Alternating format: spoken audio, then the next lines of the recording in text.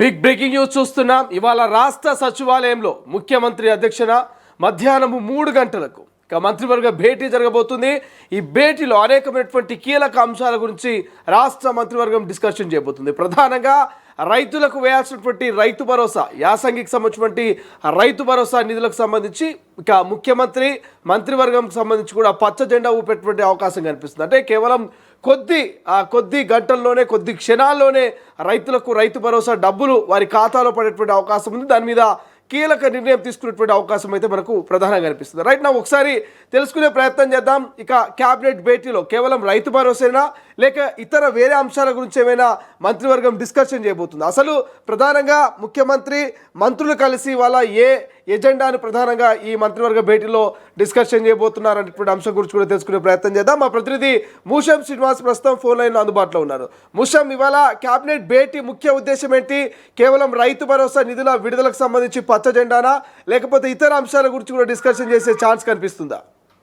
శ్రీశైలం, ప్రధానంగా ఈ రోజు కేబినెట్ మీటింగ్ అయితే భేటీ అయితే జరగబోతా ఉంది. దీనిలో బడ్జెట్ సమావేశాలకు సంబంధించి ఒక కీలకమైనటువంటి నిర్ణయం తీసుకోబోతా ఉన్నారు. ఈ వారం రోజుల్లోనే బడ్జెట్ సమావేశాలు పెట్టాలి అని చెప్పేసి ఒక నిర్ణయం అయితే తీసుకోబోతా ఉన్నారు. దాంతో పాటుగా మెట్రోకు సంబంధించినటువంటి ఎక్స్టెన్షన్ విషయంలో కూడా అటు సికింద్రాబాద్ నుంచి ఏదైతే జేబీఎస్ ముందున్నటువంటి మెట్రో స్టేషన్ నుంచి మేడ్చల్ వరకు కూడా మెట్రోను పొడిగించాలని ఇప్పటికే రేవంత్ రెడ్డి అనుకున్నటువంటి సందర్భం. దాంతో పాటుగా అటు శంషాబాద్ వరకు కూడా మెట్రోను పొడిగించాలని అనుకోవడం, ఈ రెండు విషయాలపైన కూడా ఈ రోజు కీలకమైనటువంటి నిర్ణయం తీసుకోబోతా ఉన్నారు. దాంతో పాటుగా రైతులు దాదాపుగా 2-3 నెలలుగా ఎదురు చూస్తున్నటువంటి ఒక విషయం ఏంటంటే రైతు భరోసాకు సంబంధించినటువంటి విషయంలో కూడా ఈ రోజు కీలకమైనటువంటి నిర్ణయం తీసుకోబోతా ఉన్నారు. ఒకవైపు కేబినెట్ మీటింగ్ నడుస్తుండగానే రైతు భరోసా పడుతుంది అనేటువంటి వార్తలు కూడా మనం వింటా ఉన్నాము. దానికి సంబంధించి ఇంకా ప్రభుత్వం నుంచి అయితే ఎలాంటి సమాచారం రాకపోయినప్పటికీ కూడా తొలి వెలుగు సీఎంఓ వర్గాలను సంప్రదించినటువంటి నేపథ్యంలో వారు చెప్తున్నటువంటి మాటల ప్రకారం ఈ రోజే ఖచ్చితంగా రైతు భరోసా నిధులను విడుదల చేస్తారు అనేటువంటి మాటలను కూడా వింటా ఉన్నాం. 1 ఎకరం 2 ఎకరం ఇట్లా కాకుండా అందరికీ ఒకే రకంగా ఒకటే రోజు పడే విధంగా ఒక ఆలోచన చేస్తున్నట్టుగా దానికి సంబంధించినటువంటి బడ్జెట్ ను కూడా ఆల్రెడీ రూపొందించి పెట్టినట్టుగా తెలుస్తా ఉంది. మూషం, ప్రధానంగా రైతు భరోసాకు సంబంధించి అనేకమైనటువంటి కథనాలు ప్రచురం అవుతా ఉన్నాయి. ఇటు మెయిన్ స్ట్రీమ్ మీడియా కావచ్చు, డిజిటల్ మీడియా కావచ్చు, సోషల్ మీడియాలో కావచ్చు. సో చాలా వరకు అనేకమైనటువంటి కథనాలు వచ్చినాయి. ముఖ్యమంత్రి కూడా త్వరలోనే ఇక మున్సిపల్ ఎన్నికల కోడ్ ముగిసిన వెంటనే రైతుల ఖాతాలో రైతు భరోసా అంటూ అనేక మార్లు ఇంటించినటువంటి పరిస్థితి. అంటే ఈసారైనా రైతు భరోసా డబ్బులు పడే అవకాశం ఉందా? రైతన్నలు రాష్ట్ర ప్రభుత్వం మీద ఒక భరోసాతో ఉండే ఛాన్స్ కనబడుతుందా? ఖచ్చితంగా. అంటే మీరు చెప్పినట్టుగా గతంలో మనం చూసాము, పూర్తి స్థాయిలో రైతు భరోసా విషయంలో ప్రభుత్వం పైన రైతులు అయితే చాలా నెగిటివ్ గా పోయినటువంటి పరిస్థితి. ప్రతిపక్షాలు కూడా దాన్నే అదునుగా తీసుకుని విమర్శలు గుప్పిస్తున్నటువంటి సందర్భం. నిన్న తొలి వెలుగు ఏలేటి మహేశ్వర్ రెడ్డి దగ్గరికి వెళ్ళినటువంటి సందర్భంలో కూడా ఏలేటి మహేశ్వర్ రెడ్డి తొలి వెలుగు వేదికగానే బాహటంగా చెప్పినటువంటి పరిస్థితి. రైతు భరోసా విషయంలో తను మాట్లాడినటువంటి సందర్భం చూసాం. ఇట్లా చాలా వరకు రైతు భరోసాకు సంబంధించినటువంటి విషయంలో మాత్రం రైతులు అలాగే ప్రతిపక్షాలకు కూడా ఇది ఒక అవకాశంగా దొరికింది కాబట్టి దాని నుంచి ఖచ్చితంగా ప్రభుత్వం బయటపడాలనే చూస్తా ఉంది. దానిలో భాగంగానే రైతులకు ఖచ్చితంగా నిధులను విడుదల చేయాలని చెప్పేసి కూడా ఆలోచిస్తున్నట్టుగా. అంటే ప్రధానంగా మూషం, అంటే ఎందుకు రాష్ట్ర ప్రభుత్వం రైతు భరోసా విషయంలో ఆలస్యం చేస్తుంది? నిధుల కొరత అనుకోవాలా లేకపోతే మున్సిపల్ ఎన్నికలు మొన్నటి వరకు ఉండే అందులో బిజీ అనుకోవాలి? అంటే ఏ కారణం చేత? రెండు కారణాలు. ఒకటేమో నిధుల కొరత అని కూడా అనుకోవడానికి ఉంది. దాంతో పాటుగా ఎలక్షన్స్ కోడ్ సమయంలో ఎలాంటి నిధులను విడుదల చేయకూడదని ఒక గైడ్ లైన్స్ ఉంటాయి. ప్రత్యేకమైనటువంటి సందర్భాల్లో మినహాయించి ఎప్పుడు కూడా ఓటర్లకు డబ్బులు వేసేటువంటి పరిస్థితి ఉండకూడదు అని చెప్పేసి ఎలక్షన్ గైడ్ లైన్స్ ఉంటాయి. అందులో భాగంగా అనుకోవచ్చు. దాంతో పాటుగా ఏదైతే వ్యవసాయేతరమైనటువంటి వాటికి కూడా ఏదైతే కొండలు గుట్టలు అలాగే రియల్ ఎస్టేట్ వెంచర్లకు కూడా రైతు భరోసా వెళ్తుందంటూ ముఖ్యమంత్రి స్వయంగా చాలా సార్లు చెప్పినటువంటి సందర్భాన్ని చూసాం. సో అలాంటివి కూడా ఏరువేత కార్యక్రమాన్ని కూడా చేపడతామని చెప్పినటువంటి సందర్భంలో అలాంటిది కూడా కొద్ది సమయం అయితే తీసుకుందని చెప్పుకోవచ్చు. దాంతో పాటుగా ఈ రోజు కేబినెట్ లో ప్రధానంగా అవుట్ సోర్సింగ్ ఉద్యోగులకు సంబంధించినటువంటి విషయంలో దాదాపు 4 లక్షల నుంచి 4,50,000 మంది ఉద్యోగులు ఉన్నటువంటి వారి విషయంలో కూడా ఒక బోర్డును ఏర్పాటు చేయాలి అనేటువంటి ఆలోచన చేయబోతున్నట్టుగా కూడా తెలుస్తా ఉంది. ఈరోజు కేబినెట్ లో దానిపైన ఒక కీలకమైనటువంటి నిర్ణయం తీసుకోబోతా ఉన్నారు. ఇన్ని రోజులు ఉన్నటువంటి ఏజెన్సీల కట్టడిని చేయడానికి ఏజెన్సీలను పూర్తి స్థాయిలో నిర్మూలించేటువంటి ప్రభుత్వం చేయబోతుందని వార్తల్లో అయితే చూస్తూ ఉన్నాం. మరి దానికి సంబంధించి కూడా ఈరోజు ఖచ్చితమైనటువంటి ఒక ఆలోచన అంటే అవుట్ సోర్సింగ్ తో పాటు ఇంకే అంశాల మీద డిస్కషన్ ఉండే ఛాన్స్ ఉంది. జెడ్పీటీసీ ఎంపీటీసీ ఎన్నికలు, జిహెచ్ఎంసీకి సంబంధించినటువంటి ఎన్నికల మీద కూడా నిర్ణయం జరిగే అవకాశం ఉన్నట్టు చర్చ జరుగుతుంది. వాస్తవమే అంటారా? జిహెచ్ఎంసీకి సంబంధించి 3 కార్పొరేషన్ల విషయంలో కూడా ఈ రోజు ఒక నిర్ణయం తీసుకోబోతా ఉన్నారు. 3 కార్పొరేషన్లను ఏర్పాటు చేయడము, దాంతో పాటుగా జిహెచ్ఎంసీ ఇప్పటికే ఫిబ్రవరి 10వ తారీఖు వారికి సంబంధించినటువంటి పదవీ కాలం కూడా ముగిసింది. ఈ యొక్క కొత్త బాడీ అనేది మళ్ళీ ఏర్పాటు చేసినటువంటి అవసరం అయితే ఉంది. ఇక 300 వార్డులుగా విభజించడము, 3 డివిజన్లుగా దీన్ని కార్పొరేషన్లుగా మార్చడము, ఇక తదితర అంశాలపైన కూడా చర్చించబోతున్నట్టుగా తెలుస్తా ఉంది. దాంతో పాటుగా విద్యా వైద్యానికి ఏ రకమైనటువంటి నిధులు కేటాయించాలి, వచ్చే ఆర్థిక సంవత్సరానికి 2026-27 ఆర్థిక సంవత్సరానికి ఎలా ముందుకు వెళ్ళాలి అనేటువంటి విషయంలో కూడా ఈ రోజు ప్రత్యేకమైనటువంటి సమావేశం అయితే నిర్వహించబోతా ఉన్నారు. కేంద్ర ప్రభుత్వం నుండి రావాల్సినటువంటి నిధుల విషయంలో కూడా మాట్లాడబోతా ఉన్నారు. నిరుద్యోగులకు సంబంధించినటువంటి విషయంలో జాబ్ క్యాలెండర్ విషయంలో ఇప్పటికే నిరుద్యోగులు ప్రభుత్వం పైన గుర్రుగా ఉన్నారు కాబట్టి వారి విషయంలో కూడా డిస్కస్ చేయబోతున్నట్టుగా తెలుస్తా ఉంది. Srisailam. Right, thank you Bhushan, thank you for update. ఇది ఓవరాల్గా ఇవాళ క్యాబినెట్ భేటీకి సంబంధించినటువంటి ప్రధానమైనటువంటి అంశాల గురించి మనం డిస్కస్ చేసే ప్రయత్నం చేద్దాం. ఇప్పటికే మా ప్రతినిధి చెప్పినట్లుగా ఇవాళ మధ్యాహ్నం 3 గంటలకు రాష్ట్ర మంత్రివర్గ భేటీ ఉంది. భేటీలో ప్రధానంగా రైతులకు ఇవ్వాల్సినటువంటి రైతు భరోసా నిధులకు సంబంధించిన ఒక పచ్చ జెండా ఊపే ఛాన్స్ కనబడుతుంది. అలాగే ఎంపీటీసీ, జెడ్పీటీసీ ఎన్నికలకు సంబంధించి ఎప్పుడు ప్రకటించాలి, ఎప్పుడు ఎన్నికలకు పోవాలంటే ఒక అంశం మీద డిస్కషన్ ఉండేటువంటి ఛాన్స్ కనబడుతుంది. అలాగే పరీక్షల తర్వాతనే ప్రాదేశిక ఎన్నికలకు వెళ్ళేటువంటి అవకాశం ఉందని ఒక చర్చ జరుగుతున్న వేళ మరోవైపు ఉద్యోగుల నగదు రహిత వైద్యంపై కూడా కీలక నిర్ణయం తీసుకునేటువంటి అవకాశం కనిపిస్తుంది. దాంతోపాటు ఎంప్లాయీస్ హెల్త్ కేర్ ట్రస్ట్ను ఆమోదించే అవకాశం కూడా కనిపిస్తుంది. ఇక మూసీ పరివాహక భూముల సేకరణ పైన కూడా కీలక చర్చ ఉన్నటువంటి అవకాశం అయితే కనిపిస్తుంది. అంటే ఓవరాల్గా కొన్ని బర్నింగ్ ఇష్యూస్ మీద ఈ రాష్ట్ర మంత్రివర్గ భేటీలో డిస్కషన్ చేసేటువంటి అవకాశం కనిపిస్తుంది. ప్రధానంగా రాష్ట్ర వ్యాప్తంగా రైతన్నలంతా కూడా చాలా ఆవేదనతో ఉన్నారు. రాష్ట్ర ప్రభుత్వం మీద చాలా ఆశలు పెట్టుకున్నారు. ఎప్పుడు రైతు భరోసా నిధులు విడుదల చేస్తారు, ఎప్పుడు మేము మరి నిజంగా ముఖ్యమంత్రి నుంచి రాష్ట్ర మంత్రివర్గం నుంచి శుభవార్త వింటామనేటువంటి చాలామంది ఆశలు పెట్టుకున్న వేళ మరి ఇవాళటి క్యాబినెట్ భేటీలో ముఖ్యమంత్రి నిజంగానే ఈ రైతు భరోసాకు సంబంధించి ఈ యాసంగికి సంబంధించిన రైతు భరోసా నిధుల మీద మరి ఒక క్లారిటీ ఇచ్చే ఛాన్స్ ఉందా, పచ్చ జెండా ఊపే ఛాన్స్ ఉందా అంటూ యావత్తు తెలంగాణలో ఉన్నటువంటి రైతన్నలంతా కూడా చాలా వెయిట్ చేస్తూ ఉన్నారు.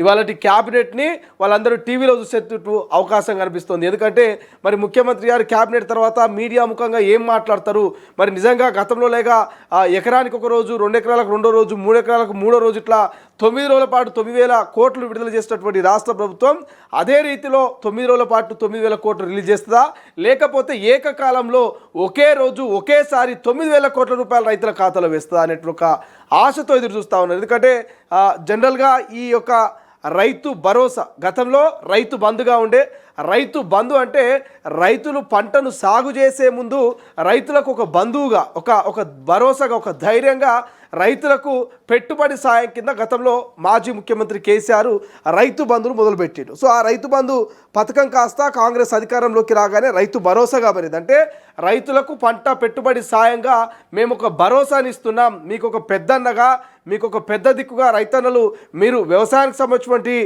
ఏ యొక్క పనికైనా సరే, అంటే మీరు పంటను సాగు చేసేటప్పుడు కూలీలకు అవసరమైనటువంటి డబ్బులు కావచ్చు, లేకపోతే పంట సాగుకు సంబంధించినటువంటి ట్రాక్టర్కి సంబంధించినటువంటి ఖర్చులు కావచ్చు, లేకపోతే ఇతర వ్యవసాయానికి సంబంధించి మీరు పంటను సాగు చేసేటప్పుడు మేము భరోసా ఇస్తున్నాం, మేము మీకు భరోసాను కొంత సహాయాన్ని చేస్తాం. అది 5,000 నుంచి 6,000 అన్నారు. గతంలో ఎకరాకు వాళ్ళు 12,000 అనుకుంటూ చెప్పినటువంటి పరిస్థితి మనం చూసినాం. సో ఎకరాకు 12,000 మేము రైతు భరోసా సాయం చేస్తామని చెప్పేసి అదేవిధంగా ఏడాదికి 2 విడతల ఎకరాకు 6,000 చొప్పున 2 విడతల 12,000 రూపాయలని రైతుల ఖాతాలో వేస్తూ వస్తున్నారు. బట్ ఈసారి మాత్రం ఆలస్యమైంది. ఇప్పటికే రైతన్నలు పంటను వేసి ఆల్రెడీ కొన్ని చోట్ల నాటుబడ్డాయి, కొన్ని చోట్ల మొక్కజొన్నలు వేసుకున్నారు, ఇంకొన్ని చోట్ల కొన్ని జొన్నలు కావచ్చు, లేకపోతే ఇతరితర పంటలు ఇప్పటికే వాళ్ళు సాగు చేసారు. సాగు చేయాల్సినటువంటి టైంలో వేయాల్సిన డబ్బులు సాగు చేసి అవి కలుపుకొచ్చి ఇంకో 4 రోజులు అయితే కోతలు కూడా వచ్చేటువంటి సమయం అవుతుంది. ఇంకో 4 రోజులు అయితే కోతలకు వచ్చే సమయం అవుతున్నా రైతులకు రైతు భరోసా పడకపోవడంతో రైతన్నలు ఆవేదన చెందుతున్నారు. అప్పులు తెచ్చి సావుకారు దగ్గర ఉద్దెర పెట్టి మరి వాటికి అవసరమైనటువంటి యూరియానో డిఏపో లేకపోతే మరి కలుపుకు సంబంధించినటువంటి కూలీలకు సంబంధించిన కూలీలు చెల్లించడమో ట్రాక్టర్కి సంబంధించినటువంటి ఖర్చులు చెల్లించడమో ఇట్లా చాలా ఖర్చులు ఉంటాయి. ఒక రైతు ఒక పంటను సాగు చేయాలంటే దానికి చాలా డబ్బులు చెల్లించాల్సి ఉంటుంది.